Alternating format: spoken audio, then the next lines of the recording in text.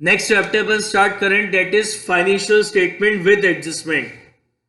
देखो financial statement with adjustment का मतलब क्या है कि अपन ने ट्रायल बैलेंस बना लिया, जर्नल एंट्री करी, जर्नल से लेजर पोस्टिंग करी, उसका बैलेंसिंग हो गया, बैलेंसिंग करने के बाद ट्रायल बैलेंस बना लिया। अब ट्रायल बैलेंस बनाने के बाद हमें याद आई हमारे एक्रूअल कंसेप्ट की। एक्रूअल कंसेप्ट क्या कह रहा था?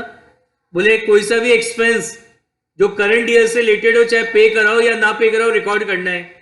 तो जो एक्सपेंसेस पे कर दिए वो तो रिकॉर्ड हो गए, लेकिन जो पे नहीं करे वो तो रिकॉर्ड ही नहीं हुए, क्योंकि भूल गए हम एक्रूअल कंसेप्ट को। इसी तरीके से इनकम के लिए क्या कहता है? वो income which is related to the current year whether receive और not will should be recorded in the books. तो जो इनकम रिसीव हो गई वो तो रिकॉर्ड हो गई, लेकिन जो इनकम रिसीव नहीं हुई उसको रिकॉर्ड ही नहीं करा, क्योंकि याद ही नहीं रहा एक्रूअल कंसेप्ट। इसी तरीके से एक्रूअल कंसेप्ट क्या कहता है? ऐसे इनकम और एक्सपेंसेस जो प्रीवियस ईयर और नेक्स्ट ईयर के, उनको रिकॉर्ड नहीं करना, बट हमने कर लिया रिकॉर्ड। अब ये सब चीजें कब पता चलती है? ट्रायल बैलेंस बनाने के बाद। लेकिन अभी अपन ने फाइनल अकाउंट्स नहीं बनाए, ये फाइनेंशियल स्टेटमेंट नहीं बनाए, तो अब इन सबके आपको क्या करने होंगे? एडजस्टमेंट्स करने होंगे, ताकि जो फाइनेंशियल स्टेटमेंट आप बनाओ उससे केवल और केवल करंट ईयर का ट्रू एंड फेयर प्रॉफिट क्या हो, कैलकुलेट हो। तो ट्रायल बैलेंस बनाने के बाद अगर हमें कुछ पता चले कि हमसे ये गलती रह गई, ये इसका एडजस्टमेंट ही करना भूल गए, तो लेकिन अभी क्योंकि फाइनल अकाउंट्स अभी नहीं बने थे, इसलिए हम उसको सही कर सकते हैं, बना सकते हैं। तो वो अपन यहाँ पे पढ़ रहे हैं। समझ में आ गई बात क्या है? तो इसमें सबसे पहला जो एडजस्टमेंट है वो है आपका आउटस्टैंडिंग एक्सपेंसेस और expenses due but not paid. What is outstanding expenses का मतलब क्या होता है? आउटस्टैंडिंग एक्सपेंसेस का मतलब क्या होता है? Those expenses which is related to current year but not paid during the year. ऐसे खर्चे जो हमारे करंट ईयर से रिलेटेड थे, लेकिन हमने उसको करंट ईयर में पे नहीं करा, तो वो हमारे आउटस्टैंडिंग एक्सपेंस कहलाते हैं। लेकिन हमारा एक्रूअल कंसेप्ट क्या बोलता है? ऐसा कोई भी खर्चा जो करंट ईयर से रिलेटेड हो, फिर चाहे आपने उसको पे कराओ या ना पे कराओ, आपको उसे अपनी बुक्स में रिकॉर्ड करना है। तो according to the accrual concept आपको इन आउटस्टैंडिंग एक्सपेंसेस को अपनी बुक्स में क्या करना है? रिकॉर्ड करना है। लेकिन ट्रायल बैलेंस बनाने के बाद ये चीज हमें याद आ रही है कि इसको रिकॉर्ड करना है, हम रिकॉर्ड करना भूल गए। तब क्या एडजस्टमेंट होगा? कैसे कैसे इसका एडजस्टमेंट करेंगे कि हमारा एक्रूअल कंसेप्ट सेटिस्फाई हो जाए? तो जैसे इस तरीके से आपको दे रखे हैं, वेजेस दे रखा है, ट्रायल बैलेंस दे रखा है। सपोज करिए आपका ट्रायल बैलेंस है, वेजेस है 22 और सैलरी है 5500। नीचे एडजस्टमेंट में लिखा है वेजेस एंड सैलरी इतनी आउटस्टैंडिंग है, मतलब इसको रिकॉर्ड करना भूल गए हम, तब इसको रिकॉर्ड करना है। तो इसको रिकॉर्ड करने की एंट्री होती है wages to outstanding wages, salary to outstanding salary. अब इसका फाइनेंशियल स्टेटमेंट पे क्या इफेक्ट आएगा? देखो वेजेस क्या है? Wages is a direct expense. Wages हमारी डायरेक्ट एक्सपेंस है, और डायरेक्ट एक्सपेंसेस को कहां रिकॉर्ड करते हैं? ट्रेडिंग में। तो ट्रेडिंग अकाउंट में लिखा है टू वेजेस, जो ट्रायल बैलेंस में दे रखी थी 22,000 की। कह रहे 2,000 की वेजेस आउटस्टैंडिंग थी, मतलब ये 2,000 की वेजेस है which is related to the current year, लेकिन हमने उसको पे नहीं करा। लेकिन मैंने आपको समझाया ये ट्रेडिंग अकाउंट बनता है एक्रूअल कंसेप्ट पे, और इस ट्रेडिंग अकाउंट में वो सारे खर्चे आपको शो करने होते हैं which is related to the current year, चाहे पे करो या पे ना करो। तो ये 2,000 भले ही आपने पे नहीं करा फिर भी यहां शो होगा। तो शो करने के लिए क्या करेंगे? इसमें अपन इसको ऐड कर देंगे। तो 22,000 तो पे कर चुके वेजेस करंट ईयर की, और 2,000 की वेजेस करंट ईयर की थी जो पे नहीं करी थी, तो वो मैंने यहाँ पे ऐड कर दी। तो ये मेरे करंट ईयर की टोटल वेजेस आ गई 24,000 की। और ट्रेडिंग अकाउंट में मेरे को करंट ईयर का सारा खर्चा दिखाना होता है, चाहे पे कराओ या चाहे पे ना कराओ। समझ में आ गया कि यहाँ ऐड क्यों हुआ? लॉजिक समझ में आ गया क्या? और ये जो आउटस्टैंडिंग वेजेस है, अभी इस साल तो पे नहीं हुई 31 मार्च तक, लेकिन फ्यूचर तो पे करनी है, और हमें फ्यूचर में जो पे करना होता है वो हमारी क्या होती है? लायबिलिटी होती है। तो इसको अपन शो करेंगे बैलेंस शीट की लायबिलिटी साइड में। सेम अभी एग्जाम्पल में अपन ने सैलरी को भी लिया था, तो सैलरी हमारा इनडायरेक्ट एक्सपेंस होता है। तो ये तो ट्रायल बैलेंस के अंदर दे रखी थी 5,500, मतलब ये तो पे हो चुकी, और कह रहा था 500 की सैलरी आउटस्टैंडिंग है, मतलब ये 500 की वो सैलरी है जो मेरे करंट ईयर से रिलेटेड है, लेकिन मैंने करंट ईयर में पे नहीं करी। लेकिन एक्रूअल कंसेप्ट कहता है कि पीएनएल में सारा खर्चा दिखाना है करंट ईयर का, चाहे पे करो या पे मत करो। तो क्या करेंगे, इसको शो करना है खर्चे को, तो ऐड करेंगे आउटस्टैंडिंग सैलरी 500, तो ये मेरे करंट ईयर की टोटल सैलरी आ गई कितनी, 6000। बताओ लॉजिक समझ में आ गया क्या, क्यों ऐड करा। और ये जो सैलरी है ये अभी तो पे नहीं करी, लेकिन आगे फ्यूचर में पे करनी है, तो फ्यूचर में पे करनी है तो ये हमारी लायबिलिटी हो गई, तो इसको कहां शो करेंगे, बैलेंस शीट की लायबिलिटी साइड। बताओ समझ में आई क्या बात, कोई डाउट किसी को। तो इसका क्या एडजस्टमेंट होगा, अगर खर्चा डायरेक्ट है तो ट्रेडिंग अकाउंट में ऐड हो गया आउटस्टैंडिंग एक्सपेंस, इनडायरेक्ट है तो पीएनएल में ऐड होगा, और दूसरा इसको आप कहां शो करेंगे, बैलेंस शीट की लायबिलिटी साइड में। कहां शो करेंगे, बैलेंस शीट की लायबिलिटी साइड में। ठीक है, तो आउटस्टैंडिंग एक्सपेंसेस का मतलब क्या है, ऐसे खर्चे, those expenses which is related to the current year, whether which is not paid, those expenses which is related to the current year but not paid during the year। तो लेकिन accrual concept कहता है ऐसा कोई भी खर्चा जो current year से रिलेटेड है, चाहे पे करो या ना पे करो, आपको उसको ट्रेडिंग पीएनएल में शो करना है। तो ये आउटस्टैंडिंग वेजेस मेरा करंट ईयर का खर्चा था, लेकिन करंट ईयर में पे नहीं हुआ था, लेकिन एक्रूअल कंसेप्ट कहता है यहाँ करंट ईयर का सारा खर्चा दिखाना है, चाहे पे कराओ या ना पे कराओ, इसलिए मैंने इसको यहाँ पे ऐड कर दिया। सैलरी भी 500 की आउटस्टैंडिंग दी, तो एक्रूअल कंसेप्ट कहता है खर्चा जो करंट ईयर से रिलेटेड है, चाहे पे करो या ना करो, शो करना है, तो इसलिए मैंने यहाँ पे ऐड करके शो कर दिया।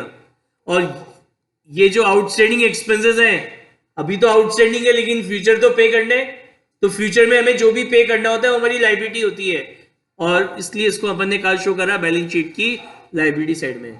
जितने भी आउटस्टैंडिंग एक्सपेंसेस होते हैं वो सब हमारी करंट लायबिलिटी होती है, और करंट लायबिलिटीज को कहां शो करते हैं, बैलेंस शीट की लायबिलिटी साइड में। बताओ पहले एडजस्टमेंट समझ में आया क्या, कोई डाउट किसी को।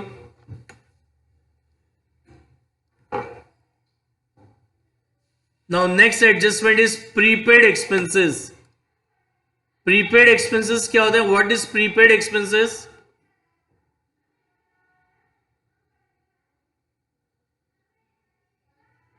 Sir, how we decide if it is direct or indirect when it comes outside?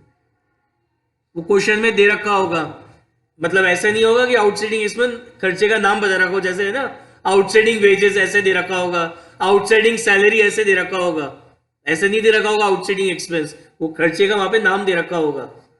ठीक है ना, ओके, तो वो नेम दे रखा होगा तो उससे आइडेंटिफाई हो जाएगा whether it is a direct और इनडायरेक्ट।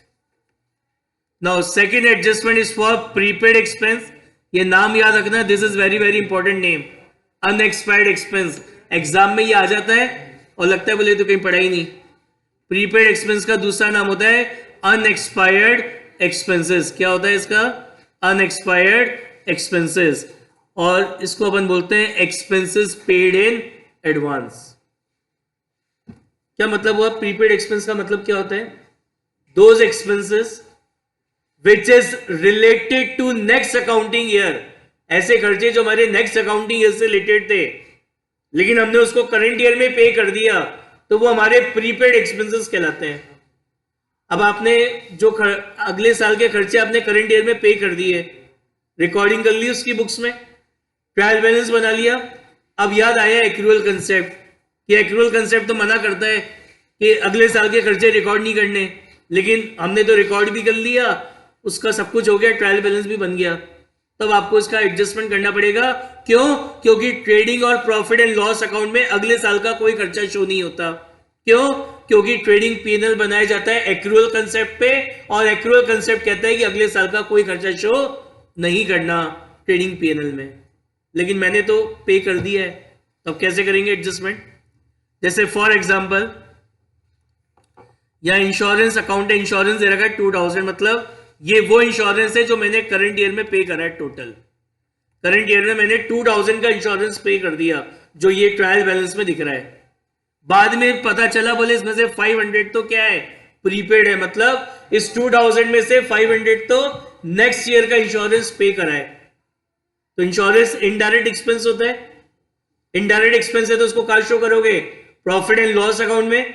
और प्रॉफिट एंड लॉस अकाउंट में कौन से एक्सपेंस शो होते हैं, कौन से ईयर के, केवल करंट ईयर के। तो ये जो 2000 का एक्सपेंस है इसके अंदर से 500 तो नेक्स्ट ईयर का है और नेक्स्ट ईयर का खर्चा शो नहीं करना, तो क्या करा,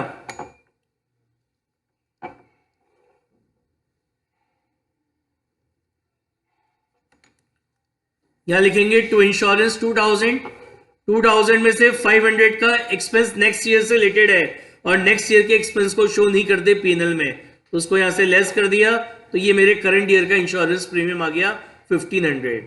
और एक्सपेंसेस जो हम एडवांस में पे कर देते हैं वो हमारे एसेट होते हैं, तो इसलिए इसको कहां शो कर दिया, बैलेंस शीट की एसेट साइड में।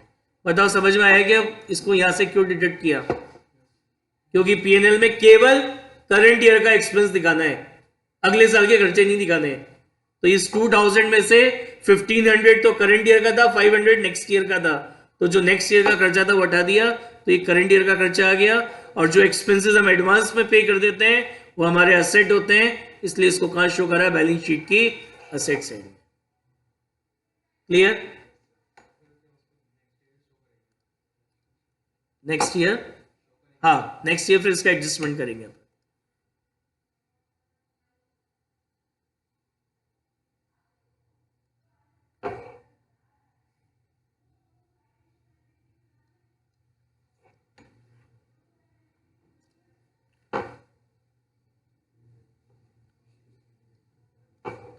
यही मैंने आपको बताया ना, जो आउटस्टैंडिंग एक्सपेंसेस हैं वो करंट ईयर के एक्सपेंस हैं जो करंट ईयर में पे नहीं करे, और ट्रेडिंग पीएनएल में करंट ईयर का सारा एक्सपेंस हमें शो करना होता है, इसलिए उसको वहां पे ट्रेडिंग पीएनएल में डेबिट किया है, बेसिकली उसमें एक्सपेंस में हमने ऐड करा है, उसको एडजस्टमेंट किया है उसका। Now next is depreciation. तो हमें पता है as per the conservatism concept, according to conservatism concept, जितने भी हमारे फिक्स एसेट्स होते हैं सब पर एंड ऑफ द ईयर में डेप्रिसिएशन लगाया जाता है। हमने चैप्टर भी पढ़ लिया डेप्रिसिएशन। अब क्या हुआ, ट्रायल बैलेंस बनाने के बाद याद आया कि बोले फिक्स एसेट्स पे डेप्रिसिएशन तो लगाना ही भूल गए, फिक्स एसेट्स पे डेप्रिसिएशन तो लगाना ही भूल गए। कब याद आया, ट्रायल बैलेंस बनाने के बाद याद आया। तो कोई बात नहीं, अभी फाइनल अकाउंट्स नहीं बने, अब कर लेते हैं अभी इसका एडजस्टमेंट। कैसे होगा, जैसे आपको ट्रायल बैलेंस में दे रखी है मशीनरी 50,000 की, फर्नीचर दे रखा है 8,000 का, बाद में याद आया क्या कि मशीनरी पे डेप्रिसिएशन लगाना था 10% और फर्नीचर पे लगाना था कितना, 20%। ये भूल गए, तो अब इसको सही करेंगे। कैसे, मशीनरी हमारी फिक्स एसेट है, कहां शो करते हैं, एसेट साइड में, तो ये बैलेंस शीट है, तो बैलेंस शीट के एसेट साइड में लिखी मशीनरी 50,000, इसमें से लेस करा इसका डेप्रिसिएशन, कितना परसेंट था, 10%, तो 50,000 का 10% 5,000 हो गया, क्या है मशीन की वैल्यू 45,000। और अपन ने डेप्रिसिएशन पढ़ लिया, डेप्रिसिएशन हमारा इनडायरेक्ट एक्सपेंस होता है, और इनडायरेक्ट एक्सपेंसेस को कहां डेबिट करते हैं, प्रॉफिट एंड लॉस अकाउंट में। तो ये जो मशीन का डेप्रिसिएशन है पीएनएल में, ये जो डेप्रिसिएशन है मशीन का, it is a indirect expense, तो इसको आप कहां डेबिट करोगे, प्रॉफिट एंड लॉस अकाउंट में। ऐसे आपको फर्नीचर दे रखा था 8,000 का, कह रहा था इस पर 20% डेप्रिसिएशन लगाना है, लगाया नहीं, तो अब लगा दो। 80,000 का 20% कितना होता है, 1600 होता है, तो 8,000 में से 1600 गए, कितने बच गए, ये फर्नीचर 6,400, और इसको कहां शो कर देंगे, प्रॉफिट एंड लॉस अकाउंट में, डेप्रिसिएशन फर्नीचर। समझ में आई बात?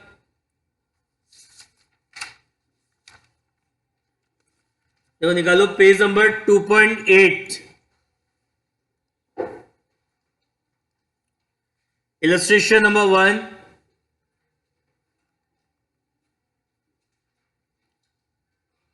Illustration number 1, page number 2.8।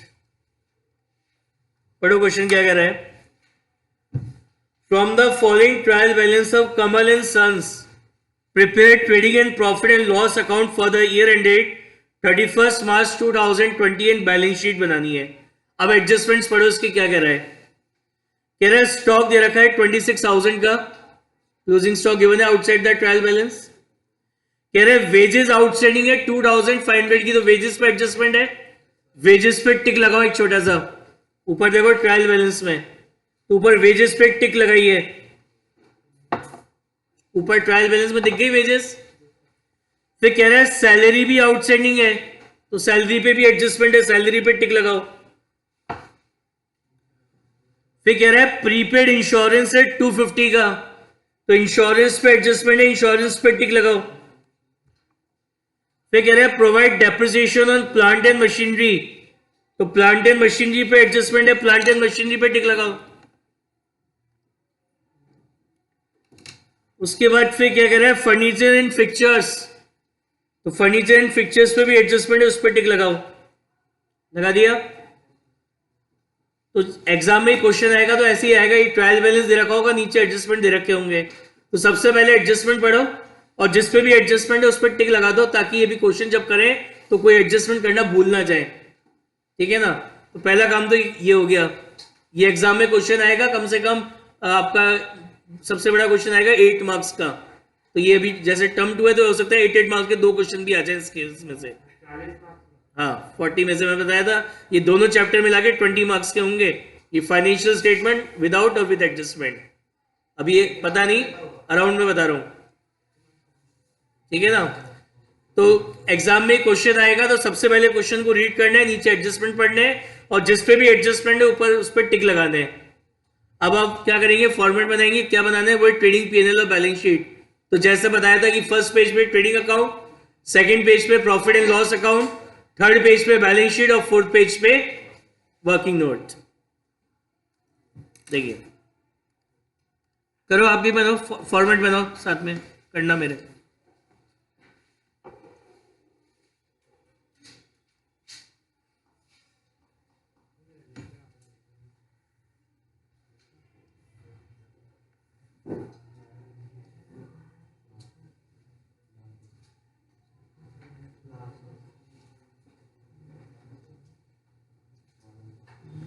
Draw format.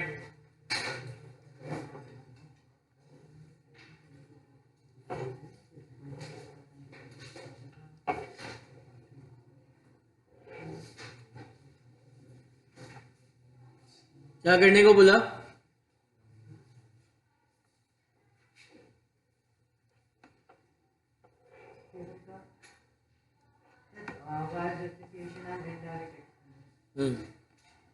Yes, depreciation है, ये हमारा day to day routine life का एक्सपेंस है। ठीक है ना, और इसलिए इनडायरेक्ट एक्सपेंस है, बट इसको अपन इनडायरेक्ट एक्सपेंस की तरह ट्रीट करते हैं।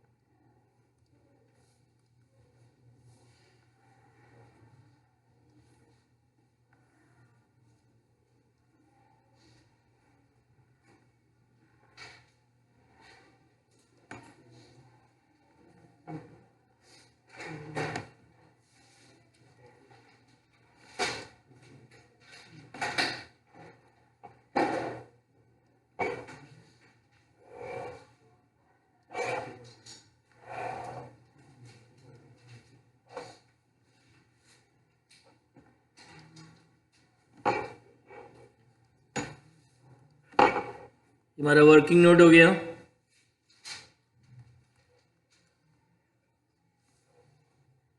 Actually, for the calculation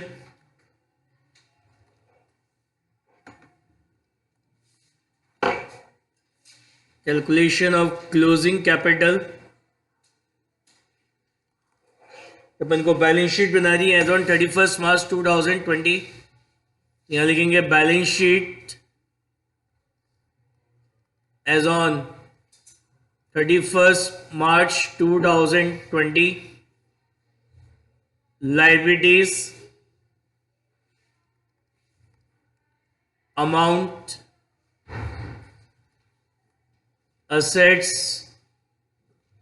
amount,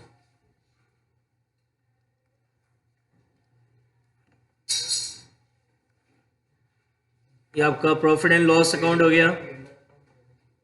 profit and loss account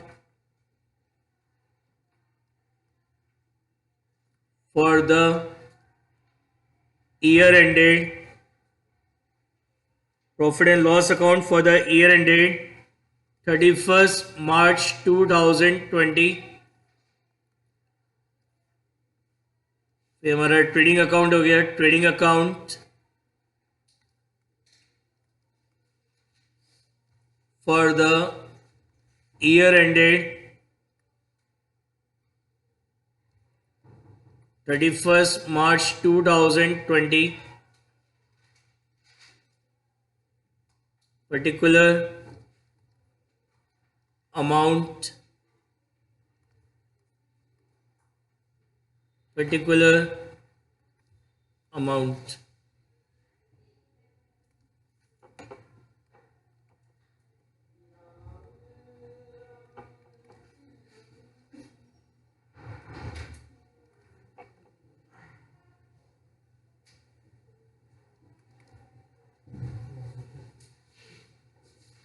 देखो बन गया फॉर्मेट. सबसे पहले आपको ओपनिंग स्टॉक दे रखा है 1 अप्रैल का. कितना दे रखा है ओपनिंग स्टॉक? 15,000. तो आप यहां लिखोगे to opening stock. Opening stock हम कहा लिखते हैं? ट्रेडिंग अकाउंट की डेबिट साइड में. तो यहां लिखेंगे टू ओपनिंग स्टॉक. क्वेश्चन करो.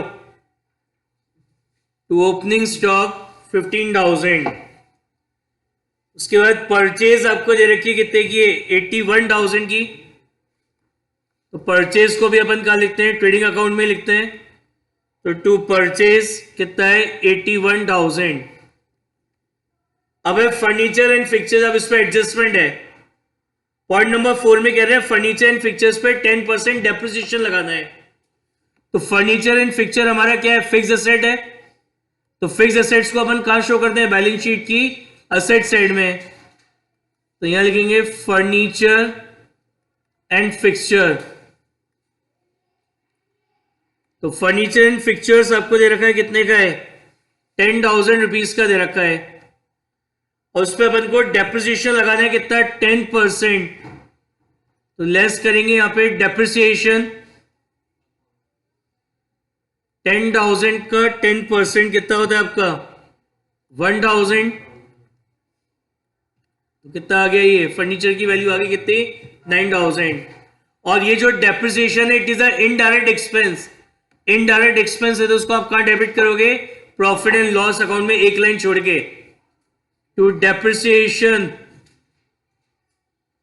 डेप्रिसिएशन ऑन फर्नीचर कितना था? 1,000. पता समझ में आ गया कि ये एडजस्टमेंट? कोई डाउट किसी को इस एडजस्टमेंट पे? डेप्रिसिएशन का क्या करा? बैलेंस शीट में असेट में से तो लेस कर दिया और दूसरा उसको कहां शो करेंगे? प्रॉफिट एंड लॉस अकाउंट की डेबिट साइड में. फिर नेक्स्ट आपको दे रखा है प्रीमाइसेस. ये हमारी फिक्स असेट होती है. It is asset. तो बैलेंस शीट की असेट साइड में लिखेंगे प्रीमाइसेस. कितना दे रखा है? 50,000. फिर एक कैश इन हैंड. ये हमारा करंट असेट है. तो बैलेंस शीट की असेट साइड में लिखेंगे कैश इन हैंड. कितना दे रखा है? 4,000. Advertisement. Advertisement it is a indirect expense. उसको प्रॉफिट एंड लॉस अकाउंट में लिखेंगे टू एडवर्टाइजमेंट 1,400. अब वेजेस है, सुनो ध्यान से पहले. वेजेस पे एडजस्टमेंट है. पॉइंट नंबर 2 में कह रहा है कि वेजेस आउटस्टैंडिंग है 2,500 की वेजेस आउटस्टैंडिंग है. तो जो ट्रायल बैलेंस में वेजेस है ना 20,000 वो तो पे कर चुके. और नीचे एडजस्टमेंट में कह रहा है 2,500 की आउटस्टैंडिंग है. मतलब ये वो वेजेस हैं जो करंट ईयर से रिलेटेड है लेकिन करंट ईयर में पे नहीं करी. लेकिन ये जो ट्रेडिंग अकाउंट है ये तो एक्रूअल कंसेप्ट पे बनता है. और एक्रूअल कंसेप्ट कहता है कि ऐसा खर्चा जो करंट ईयर से रिलेटेड हो चाहे पे करो या ना करो इस ट्रेडिंग अकाउंट में दिखाना है. तो wages is a direct expense. कहां शो करते हैं? ट्रेडिंग में. तो यहां लिखोगे टू वेजेस इनर कॉलम में. जो ट्रायल बैलेंस में दे रखी है 20,000 तो ये तो पे कर चुके और 2,500 करंट ईयर की आउटस्टैंडिंग है. लेकिन मेरे को यहां करंट ईयर का सारा खर्चा दिखाना है तो अपन ऐड करेंगे इसमें आउटस्टैंडिंग वेजेस. कितना है 2500, तो ये आ जाएगा 22,500। और ये जो वेजेस अभी आउटस्टैंडिंग है, अभी तो पे नहीं करी, इन फ्यूचर पे करनी है, तो फ्यूचर में जो पे करना होता है हमारी लाइबिलिटी होती है। तो बैलेंस शीट की लाइबिलिटी साइड में लिखेंगे आउटस्टैंडिंग वेजेस कितना है 2500। बताओ ये समझ में आएगा वेजेस का एडजस्टमेंट? कोई डाउट किसी को? चलिए नेक्स्ट क्लास में इसको